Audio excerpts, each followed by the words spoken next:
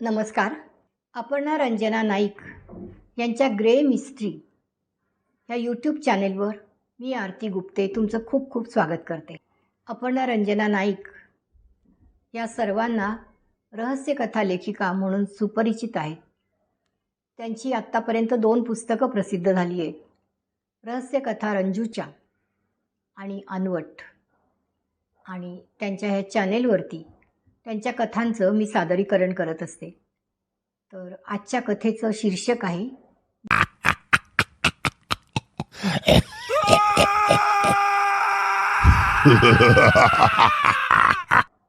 ऐकूया तर. GPS. आज कोकणातील छोट्याशा गावात सप्रे कुटुंबात मोठा आनंदाचा दिवस होता. परशुराम सप्रे यांचा मुलगा गणेश 12वीला बोर्डात तालुक्यात पहिला आला होता. 97% गुण पडले होते. परशुराम सप्रे कोकणातल्या गावात पुजारी होते. गावात गणपतीचं पुरातन मंदिर होतं. त्याची देखभाल करणं, गावातली धार्मिक कार्य करणं ही त्यांची कामं ते मोठ्या मनापासून करत असत. तेच त्यांचं जगण्याचं साधन होतं. गावात एकटेच भटजी असल्याने सगळेजण त्यांनाच बोलवत असत. तिथे त्यांची एक पिढीजात वाडी होती. ते एकटेच होते, त्यामुळे ती जमीन त्यांची एकट्याचीच होती.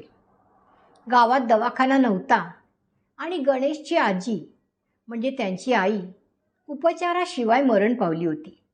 तेव्हापासून परशुराम सप्रे यांना वाटत होतं की गावामध्ये दवाखाना हवाच हवा. गणेश हुशार होता. त्यांना डॉक्टर करायचं होतं. त्याच्या शिक्षणाला पैसे लागतील म्हणून त्यांनी ती जमीन विकली नव्हती. तसंही आजकाल जमिनीला खूप भाव आले होते. त्या पैशात गणेशचं शिक्षण नक्कीच होणार होतं. गणेश पूर्व परीक्षेत पण अगदी उत्तमरित्या पास झाला आणि त्याला मुंबईत मेडिकल कॉलेजला लगेच ॲडमिशन देखील मिळाले. गावात त्याचा मोठा सत्कार झाला. अशा रीतीने गणेश मुंबईत मेडिकल कॉलेजमध्ये दाखल झाला. कॉलेजचा पहिला दिवस. इंग्रजी बोलणारी, अनेक क्लासे लावून आणि शिवाय अर्थातच स्वतःच्या हुशारीने पुढे येऊन ॲडमिशन घेतलेली स्मार्ट मुलं, त्यांचे महागडे कपडे, शूज, राहणीमान हे सर्व बघून गणेश अगदी बावरूनच गेला. प्रत्येक मुलाने स्वतःची ओळख करून देण्याचा कार्यक्रम चालला होता. सगळेजण अगदी सफाईदार इंग्रजी बोलत होते आणि बाकीच्यांची नावं अमोल, सुजित, अमर, चेतन अशी होती. गणेशचा नंबर आला. कसं बसं त्यांनी त्याचं नाव सांगितलं, गणेश परशुराम सप्रे. सगळ्यांना वाटलं गणेश नाव जरा जुनंच वाटतंय, इंग्रजी पण बोलता येत नाही. कळलं की हा छोट्या गावातून आलाय. काही जण त्याला हसत होते. त्यापैकी समीर आणि अभय ही 2 वर्षांनी सिनियर असलेली मुलं, अभ्यासात अत्यंत हुशार पण खोडकर आणि रॅगिंग करणारी होती. त्यांनी त्याला बरोबर हेरला की हा बकरा बरा आहे रॅगिंग करायला. गणेश परशुराम सप्रे म्हणून त्यांनी त्याचं नाव GPS असं ठेवलं. गणेशचे मार्क्स खूपच चांगले होते. त्याला अगदी मनापासून अभ्यास करायचा होता. त्याला वडिलांच्या परिस्थितीची जाणीव होती. लेक्चर्स नियमित अटेंड करणं, नियमित प्रॅक्टिकल्सला जाणं, हे सगळं तो अगदी मनापासून करत असे. अभय आणि समीर पहिल्यांदा कॅन्टीनमध्ये भेटले. हे गणेश, इकडे ये. गणेश तिकडे गेला. खूप मुलं तिथे होती. आजपासून याला GPS म्हणायचं. गणेश परशुराम सप्रे हे नाव खूपच मोठं आहे. आज सगळ्यांनी इंग्रजीत बोलायचं. गणेशला मध्ये घेतलं आणि प्रश्न विचारायला सुरुवात केली. एक मराठी भाषण दिलं. इंग्रजीत रूपांतर करण्यासाठी सांगितलं. बिचारा गणेश अगदी गडबडून गेला. त्याला नीट जमलंच नाही. मोडक्या तोडक्या इंग्रजीत तो बोलायला लागला. मुलं चेष्टाच करायला लागली. अभ्या म्हणजे अभय, सम्या म्हणजे समीर, म्हणजे मुलं त्यांना ह्याच नावाने ओळखत असत. अरे तुला एवढं येत नाही, मग तू मेडिकलचं शिक्षण कसं पूर्ण करणार? गणेशला सगळे येत असे, फक्त बोलायची सवय नव्हती. गणेश खूप दुःखी झाला. पहिला फटका बसला त्याला रॅगिंगचा. अभ्या आणि सम्या यांना आता चेवच चढला. 2-3 दिवसांनी गणेश रात्री अभ्यास करत असताना बाहेर बोलावलं. दोघांच्या हातात सिगरेट होती. ते म्हणाले, ओढ. गणेश म्हणाला, नाही रे, मी कधीच नाही ओढली. अरे ओढून तर बघ. गणेश नको नको म्हणत होता, तर त्यांनी प्रथम आग्रह आणि नंतर जबरदस्तीच केली. नाही तर देऊ का चटका, अभ्या म्हणाला. गणेशनी झुरका मारला आणि खोकतच सुटला. लाल झाला. दोघं मजा घेऊन हसायला लागले. गणेश आता त्यांना घाबरायला लागला होता. 2-3 दिवसांनी पुन्हा ते गणेशच्या खोलीत आले. रात्रीची वेळ, खूप थंडी होती. त्याला म्हणाले, खाली चल. गणेश आता त्यांना खूप घाबरायला लागला होता. त्यांनी त्याला शर्ट काढायला सांगितला. नका हो असं करू, खूप थंडी आहे बाहेर, गणेश म्हणाला. अरे मेडिकलचा अभ्यास आहे, एकदम टफ व्हायला पाहिजे, दोघंही म्हणाले. बिचारा मुकाटपणे शर्ट काढला. चल चल आता कॉलेजला, पळत फेरी मार हात वर करून. गणेश धावू लागला. भयानक थंडी, धडपड धडपड करत त्यांनी फेरी पूर्ण केली कशीबशी. आता जरा गरम वाटायला हवं ना, मग ही घे सिगरेट, ओढ चल. बिचारा पुन्हा सिगरेट ओढून खोकायला लागला. दोघांना चेव चढला होता. आता येता जाता त्याला चिडवणं चालूच होतं. अशाच एका रात्री त्याला झोप लागलेली असताना पांघरुणात लॅबमधला मानवी सांगाडा आणून ठेवला. ते बघून गणेश अगदी अर्धमेलाच झाला. तेव्हा ते म्हणाले, अरे तुला घाबरून चालणार नाही, डिसेक्शन कसा करशील. वास्तविक अभय आणि समीर हे दोघे अत्यंत हुशार आणि मनाने पण तसे चांगले होते. केवळ रॅगिंग करणं हाच उद्देश. गणेशला धमकी दिली की प्रिन्सिपलला सांगितलं तर तुझी वाट लागेल. गणेश आता खंगत चालला होता. वडिलांच्या परिस्थितीची जाणीव होती. त्यांना कळवणं म्हणजे त्यांच्या दुःखात आणखीन भर घालणं हे त्याला माहीत होतं. त्याला सतत भीतीच्या छायेत वावरणं अगदी अशक्य व्हायला लागलं होतं. रसिक हो, आपण ऐकत आहात रहस्य कथा रंजूच्या या पुस्तकातील एक कथा. GPS. अभिवाचक आरती गुप्ते. दर कॉलेजमध्ये एक पारंपरिक दिवस म्हणजेच ट्रॅडिशनल डे असतो. सगळी मुलं वेगवेगळ्या प्रकारचे कपडे घालून दिवस साजरा करतात. ह्या वेळेस अभय आणि समीरनी ठरवलं की गणेशला धोतर, कुर्ता आणि मुंडासं घालून रॅगिंग करायचं आणि नंतर सर्व संपवून मग त्याच्याशी मैत्री करायची. त्याप्रमाणे ते तो ड्रेस घेऊन त्याच्या खोलीकडे गेले. दार ठोठवून GPS अशा हाका मारू लागले. आतून काहीच उत्तर येईना. बराच वेळ झाला. हळूहळू मुलं सगळीजणं काय प्रकार आहे म्हणून बघायला आली. मग दार फोडणं भागच होतं. दार फोडल्यावर बघतात तर काय, गणेशनी पंख्याला टांगून आत्महत्या केली होती. कॉलेजमध्ये प्रचंड खळबळ माजली. त्यांनी लिहून ठेवलं होतं की अभ्यासाच्या तणावामुळे मी जीवन संपवत आहे, कोणाचाही जबाबदार धरू नये. अभय आणि समीरला प्रचंड धक्का बसला. पोलीस चौकशी, पोस्टमार्टम झालं, पण आत्महत्याच होती. त्यामुळे पुढे काहीच झालं नाही. संपूर्ण कॉलेज हळहळलं. चर्चा झाली, पण पुन्हा रुटीन सुरू झालं. पोलिसांनी केस फाईल केली. इकडे गावात गणेशच्या वडिलांना कळवलं. गावच्या गाव हळहळला. परशुरामांनी तर अंथरूणच धरलं. पण जे व्हायचं ते होऊनच गेलं होतं. आई दुःखाने वेडीपिशी झाली. गावकरी दोघांना कसे बसे सांभाळत होते, पण परशुराम मात्र दुःखातून बाहेर पडू शकले नाही. त्यांनी अंथरूणच धरलं आणि त्यातच त्यांचा अंत झाला. मेडिकल कॉलेजचं नेहमीचं रुटीन सुरू झालं. 3-4 वर्ष गेली. सगळेजण आपापल्या व्यापात मग्न झाले. ती घटना नुसती बातमीच उडली. मध्यंतरी अभय आणि समीर हुशार असल्याने चांगल्या मार्कांनी पास पण झाले.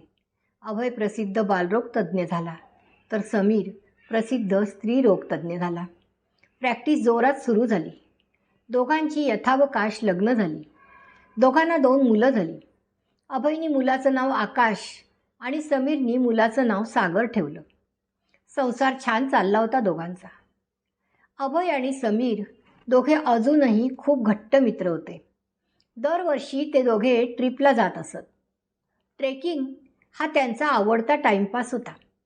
ह्या वर्षी त्यांनी ठरवलं की जंगल ट्रेक करायचा. त्यांनी गुगल सर्च केला. त्याप्रमाणे त्यांना एक अतिशय सुंदर असं रिसॉर्ट दिसलं. त्याप्रमाणे त्यांनी फोनवर बुकिंग करूनच टाकलं. दोघेजण गाडी घेऊन निघाले.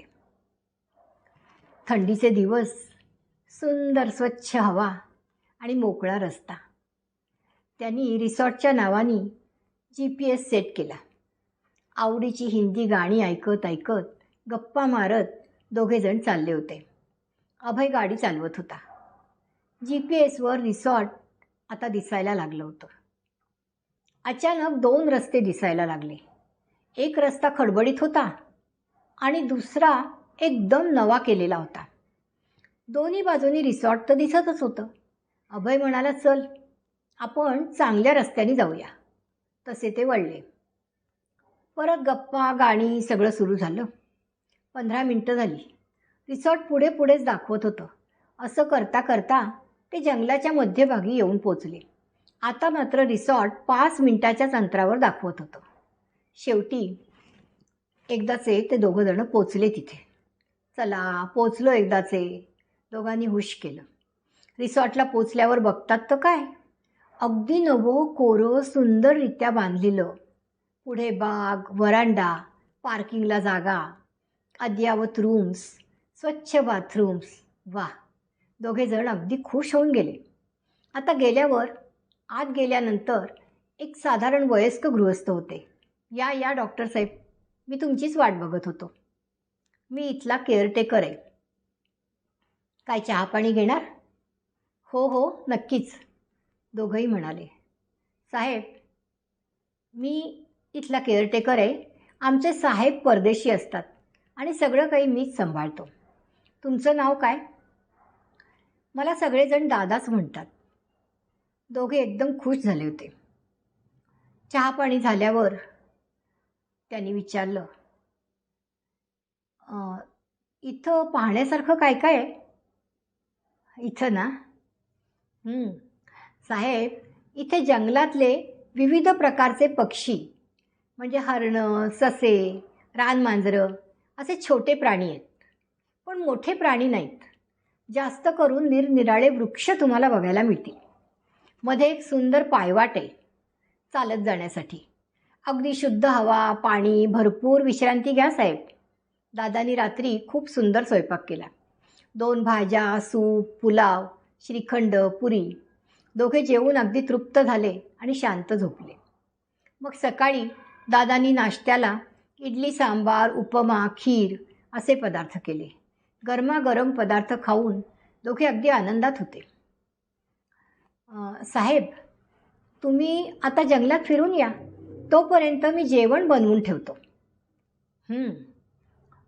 खरं बरं, असं म्हणून दोघांनी आपल्या पाण्याच्या बाटल्या बरोबर घेतल्या आणि निघाले. सुंदर पायवाट होती. बरोबरीने पक्ष्यांची किलबिल, मधूनच पळणारे ससे, गर्द झाडी. दोघे अगदी आनंदात होते. चालता चालता किती वेळ गेला कळलंच नाही. 4-5 तास सहज गेले होते. आता भूक पण लागली होती. मग त्यांनी ठरवलं की चला आता परत फिरूया. परत फिरून चालू लागले. 2 तास झाले, 3 तास झाले. अरे, अजून कसे पोचत नाही आपण? चुकलो की काय? बघता बघता संध्याकाळ झाली. मोबाईलमध्ये तर रेंजच नव्हती. काळोख पडला. आता मात्र दोघे जरा घाबरलेच. आता काय करूया? थोडा वेळ बसून विचार करू. आता काय करायचं बरं? बसले तिथेच. बघतात तर काय, बाप रे, त्यांना भीतीने एकदम कापरच भरलं. समोर जंगलात 2 झाडांच्या मध्ये गणेश बसला होता आणि त्या झाडांना दोघांची मुलं आकाश आणि सागर बांधलेली होती. मुलं मोठ्या मोठ्याने रडत होती, ओरडत होती, बाबा बाबा आम्हाला वाचवा वाचवा. GPS तू? भयाने आणि दुःखाने दोघे ओरडले. होय मीच, असे म्हणून थंड पाण्याची बादली दोघा मुलांच्या अंगावर ओतली. थंडी वाजते? ओढा ही सिगरेट. मुलं भयानी थंडीनी जोर जोरात ओरडत होती. गणेशनी मुलांसमोर सिगरेट धरली. अरे अरे काय हा क्रूरपणा, काय चालवलेस? अरे सोड त्यांना सोड, अरे लहान आहेत रे ती. दुःखाने कळवळून दोघेही ओरडले. पुढे जायचे म्हणून तिकडे जायला लागले. गणेशनी आता एकदम विकट हास्य केले.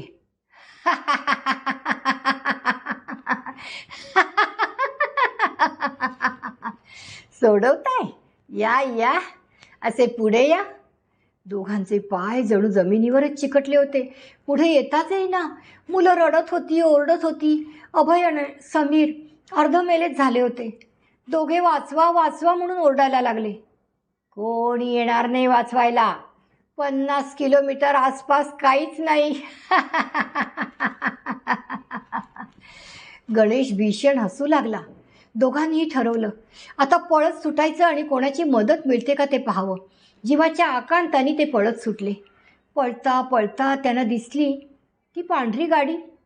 रिसॉर्ट तिथं नव्हतंच, उभी होती फक्त त्यांची पांढरी गाडी. त्यांना प्रचंड शॉक बसला. आता त्यांनी ठरवलं की गाडी जोरात पळवून हायवेवरून पोलिसांची मदत घ्यावी आणि मुलांना सोडवावं. हायवे आला. आजूबाजूला बघतात तर जवळचे गाव 75 किलोमीटर. पोलीस स्टेशन कुठेच नाही. मग ठरवलं सरळ घरी जावं, बायकांना घेऊन पोलिसांकडेच मुलांच्या अपहरणाची तक्रार द्यावी आणि मुलांना सोडवावं. तसेच दोघं तडतडत्या मनाने आपापल्या घरी गेले आणि जोर जोरात बेल वाजवू लागले. अभयने बेल दाबली. अभयच्या बायकोने दार उघडले. अरे तुम्ही परवा येणार होतात ना? मग आत्ताच? तू बाजूला हो. आकाश कुठे सांग पहिले. तू त्याला एकटा का सोडलंस? अगं एवढं कळत नाही का तुला? कुठे गेली होतीस भटकायला? लक्ष ठेवायचं की त्याच्यावर. अभय रडायलाच लागला. अहो काय झालं ते तर सांगा. तो काय आत बसलाय? आम्ही दोघं कॅरम खेळतोय. तुम्ही नव्हतात ना, मग आम्ही आपले कॅरम पत्ते खेळलो, पिझ्झा मागवलाय. बरं झालं तुम्ही आलात. आता खाऊ ना मजेत आपण. ती हसून बोलली. तिकडे समीरच्या घरी देखील तीच तशीच परिस्थिती. समीरची बायको आणि मुलगा सागर सिनेमा बघत बसले होते. विनोदी सिनेमा बघत होते आणि हसत होते. ती पण विचारत होती, अरे लवकर कसे आलात? कोणी पेशंट वगैरे सिरियस आहे का? दोघंही भयाने आणि दुःखाने मटकन खाली बसले. एकमेकांना फोन केला. खरं तर गणेशनी काहीच केलं नव्हतं. फक्त त्याला झालेल्या मरणप्राय वेदनांची जाणीव करून दिली होती. दोघांनी गुगल सर्च केलं. ते रिसॉर्ट कुठेच सापडलं नाही. दोघं विचार करू लागलं, ते रिसॉर्ट तरी कोणतं? तो गृहस्थ कोण? मग लक्षात आलं की ते गणेशचे वडील असावेत. आता दुःखाची आणि पश्चात्तापाची पाळी अभय आणि समीरची होती, जी त्यांना जन्मभर टोचणी देणार होती. धन्यवाद. चॅनेलला नवीन असल्यास जरूर सबस्क्राईब करा आणि व्हिडिओ आवडल्यास जरूर लाईक करा, शेअर करा. आणि ह्या व्हिडिओचं इतकं सुंदर एडिटिंग केलेलं आहे जयंत प्रयाग यांनी.